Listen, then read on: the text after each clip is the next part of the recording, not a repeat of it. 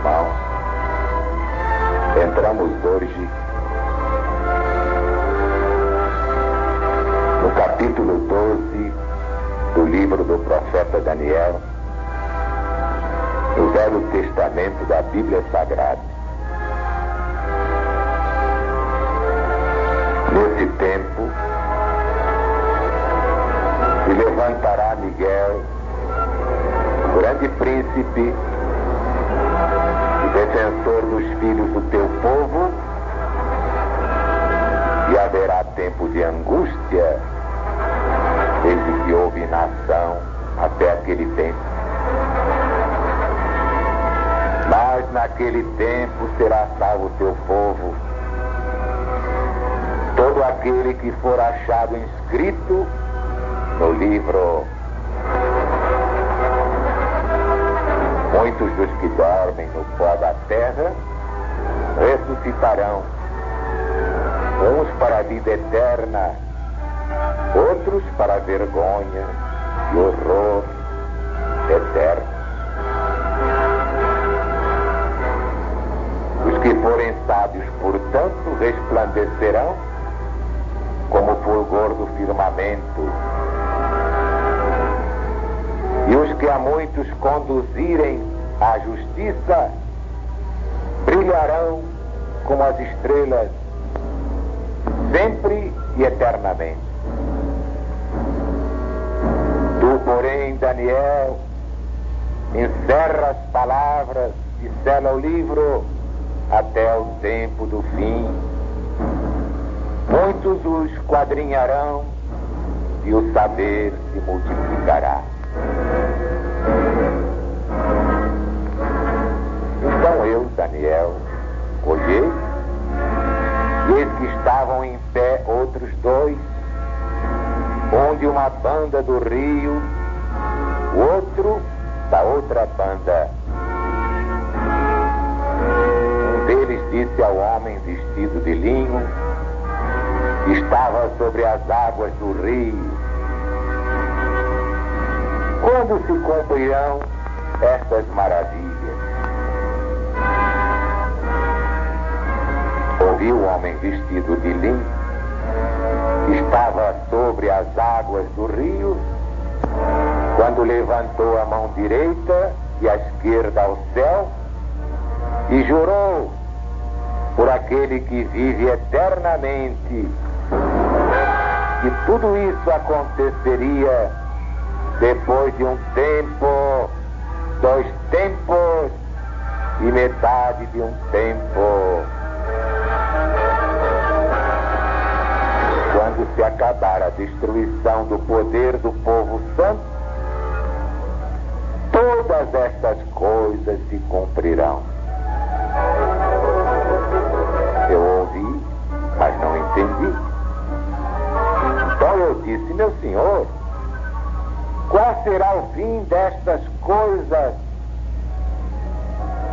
Ele respondeu: vai, Daniel, porque estas palavras estão encerradas, seladas até o tempo do fim. Muitos serão purificados, embranquecidos e provados. Os perversos procederão perversamente, e nenhum deles entenderá, mas os sábios entenderão. Depois do tempo em que o costumeiro sacrifício for tirado e posta a abominação desoladora, haverá ainda 1290 dias. Bem-aventurado aquele que espera e chega até 1335 dias. Tu, porém, segue o teu caminho até o fim, porque descansarás e ao fim dos dias te levantarás para receber a tua herança.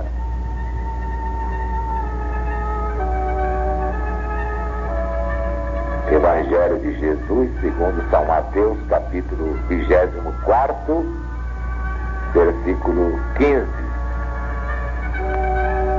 Quando virdes a abominação da desolação de que falou o profeta Daniel, no lugar santo, quem lê, entenda.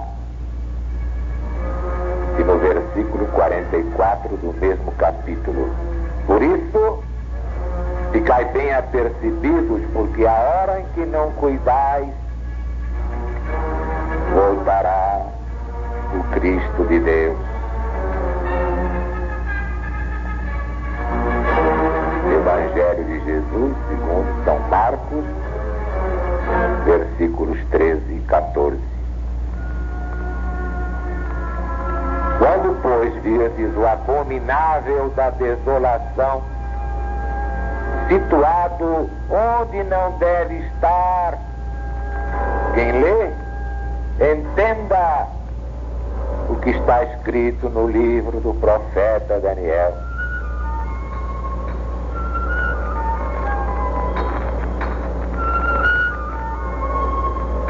Primeiro livro dos Macabeus, capítulo 1, versículo 57.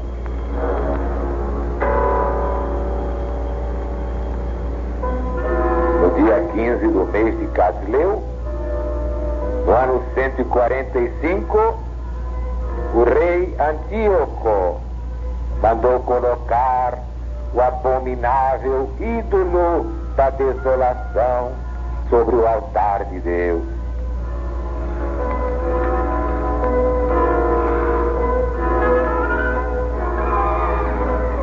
Como estamos vendo, Jesus recomenda atenção para a profecia de Daniel. Quem lê, entenda.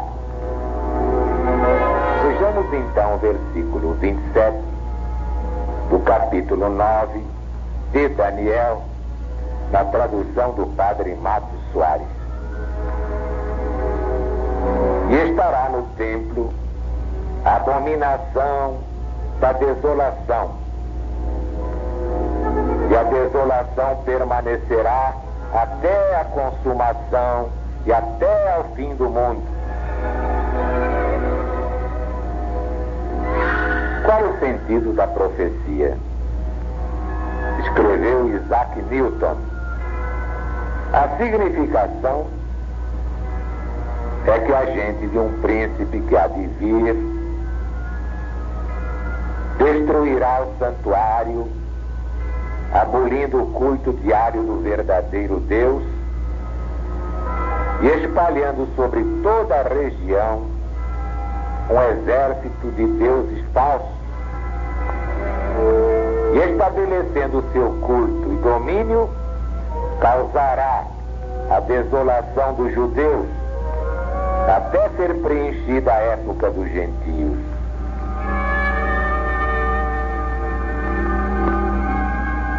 Pois o próprio Jesus nos diz que a abominação da desolação, a que se refere o profeta Daniel, deveria ser estabelecida nos dias do Império Romano. Toda atenção agora para os versículos 11 e 12 do capítulo 12 do profeta Daniel. E desde o contínuo sacrifício retirado e posta abominação desoladora, haverá 1290 dias. Bem-aventurado aquele que espera e chega a 1335 dias. Elucidação de Aracelli. O contínuo era o paganismo romano em sua fórmula religiosa imposta pela espada conquistadora, denominada por Jesus abominação da desolação. A abominação desoladora, que seria estabelecida em lugar do contínuo, o paganismo, pelos braços de homens poderosos, segundo o capítulo 11, versículo 31, é o papado em sua fórmula de religião, que estabeleceu pela espada desoladora, como comprova a sua própria história. Quando foi feita esta substituição da abominação da desolação romana pagã pela abominação desoladora romana papal, esclarece o versículo, dando um período profético de 1290 dias. Ora, isto significa que se trata de 1290 anos. Para entendermos perfeitamente o que a revelação mais uma vez nos quer ensinar com relação ao contínuo, vamos recordar que o papado substituiu o contínuo paganismo romano no trono temporal até 1798. Neste ano, a espada de Napoleão Bonaparte derribou da liderança na qual aqueles braços de homens poderosos o haviam empossado em lugar do contínuo.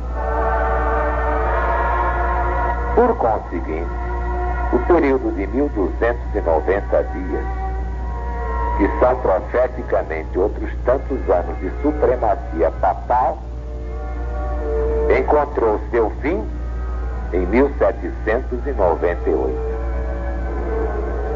Assim sendo, como a razão ensina, devemos fazer retroceder de 1798 os 1290 anos para termos a data exata, o ano exato em que o contínuo foi tirado, como abominação da desolação, para dar lugar ao papado, a abominação desoladora. Ora, realizando a simples operação, ou subtraindo 1290 de 1798, temos como resultado o ano 508, que é a data da tirada do contínuo ou da substituição definitiva do paganismo romano-ariano pelo papado romano. Na verdade, os fatos históricos provam que o poder temporal do Vaticano começou a tomar forma para o 508. Como no caso da crise do paganismo romano com o cristianismo, o advento de Constantino preparou o caminho para a ascensão papal, também no caso da crise do paganismo ariano com o papado, o advento de Clodoveu, rei dos francos, preparou o caminho para a supremacia temporal do Vaticano na Europa. Finalmente, encontrou a profecia de Daniel seu pleno cumprimento. Foi desarraigada a abominação da desolação, o paganismo, e todos os elementos do império para dar lugar à abominação desoladora, o papado, desde o ano de 508 até 1798. Exatamente 1290 anos. Resultado: uma abominação foi trocada por outra. Vejamos agora o versículo 12, que é muito importante. Prestem atenção. Bem-aventurado que espera e chega até 1335 dias. Isto é, 1335 anos. Na profecia, um dia vale um ano. De 1290 a 1335 anos, há uma distância de 45. Ora, 1798 mais 45 igual a 1843. Isto protestantes julgaram que se tratava do ano da volta de Jesus. Marcaram. Jesus vai voltar em 1843. Foi aquela expectativa e Jesus não voltou. O mundo inteiro se ligou então na propaganda do movimento millerista para receber não Jesus, mas o Paráclito. Sim, o que ocorreu foi a entrada do Paráclito no mundo, com os fenômenos desencadeados pelas irmãs Fox, a partir de 1843. Eram duas meninas, mas desde cedinho, revelando as suas mediunidades por influência dos espíritos. E essa fenomenologia interessou tanto Allan Kardec, que ele estudou a situação, e no seu estudo resultou a terceira revelação. Não deixou de ser uma volta indireta do Cristo, porque a ciência do cristianismo veio aclarar todos os textos proféticos, até então interpretados ao pé da letra. Como diz São Paulo apóstolo, a letra mata, só o Espírito vivifica. Agora sim, pode o Paráclito iluminar os textos bíblicos, abrindo os caminhos para a volta do Cristo de Deus, a volta real. Sabemos, por exemplo, que as profecias de Jesus se renovam em ciclos múltiplos, como vimos nas páginas do Apocalipse atualíssimo.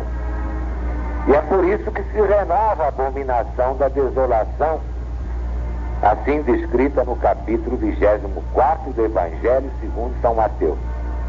Diz Jesus: quando, pois, virdes a abominação da desolação, de que falou o profeta Daniel, no lugar santo, quem lê entenda. Então os que estiverem na Judéia fujam para os montes. Quem estiver sobre o eirado, não desça para tirar de casa alguma coisa. E quem estiver no campo, não volte para buscar a sua capa. Ai das que estiverem grávidas e das que estiverem amamentando naqueles dias. Orai para que a vossa fuga não se dê no inverno, nem no sábado. Pois essa profecia teve seu primeiro cumprimento na destruição de Jerusalém, exatamente no ano 70 desta era chamada cristã. Foi uma grande tribulação que se repetiu através dos séculos. Mas a próxima e última deste ciclo será a maior tribulação de todas, como diz o próprio Jesus. Porque nesse tempo haverá uma grande tribulação, como nunca houve desde o princípio do mundo, nem haverá jamais. Se aqueles dias não fossem abreviados, ninguém poderia ser salvo. Mas esses dias serão abreviados por causa dos escolhidos, aqueles que estão assinalados para o rebanho único do Divino Mestre. Logo em seguida, a tribulação daqueles dias, o sol escurecerá, a lua não terá luz, as estrelas cairão do céu e as potências do céu se abalarão. Então aparecerá no céu o sinal do Filho de Deus. Todos os povos da terra se lamentarão, vendo Cristo voltar sobre as nuvens do céu com poder e grande glória. Ele enviará seus anjos com grande clangor de trombeta, quais reunirão os escolhidos de Deus dos quatro ventos e uma outra extremidade do céu. Eis aí, meus amigos, meus irmãos, a 16ª chave bíblica da volta de Jesus.